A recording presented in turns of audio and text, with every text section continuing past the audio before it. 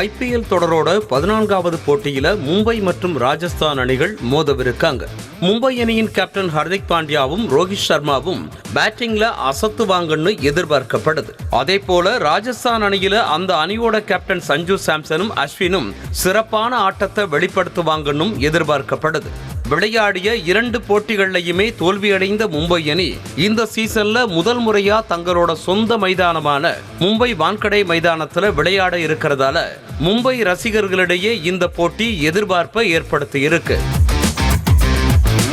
30ஆம் தேதி நடைபெற்ற பஞ்சாப் அணிக்கு எதிரான போட்டியில லக்னோ அணியோட வேகப்பந்து வீச்சாளர் மயங்க் யாதவ் அதிகபட்சமா சுமார் 155.8 கிலோமீட்டர் வேகத்துல பந்து வீசினார். இவரை தென்னாப்பிரிக்க முன்னாள் வேகப்பந்து வீச்சாளர் டேல் ஸ்டெயின் இவ்வளவு வேகமா பந்து வீசும் நீங்க இத்தனை நாளா எங்க மறைந்திருந்தீங்க என கேட்டு மயங்க் யாதவை பாராட்டியிருக்கார்.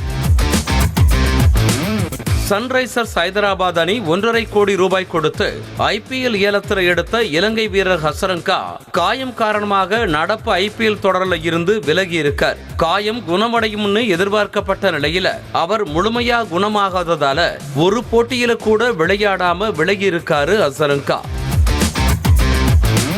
விளையாடிய 3 போட்டிகளையும் களமிறக்கப்படாமல் இருந்த பெங்களூரு அணி வீரர் வில் ஜாக்ஸ் தீவிர வலைப்பயிற்சியில ஈடுபட்டு வர்றார். இந்த நிலையில அவர் லக்னோ அணிக்கு எதிரான போட்டியில களமிறக்கப்படுவார்னு ரசிகர்கள் எதிர்பார்க்கிறாங்க. அவர் பேட்டிங்லையும் பந்து வீச்சிலையும் பலம் சேர்ப்பாருன்னு சொல்லப்படுது. செய்திகளை உடனுக்குடனும் துல்லியமாகவும் தெரிந்து கொள்ள சப்ஸ்கிரைப் பண்ணுங்க.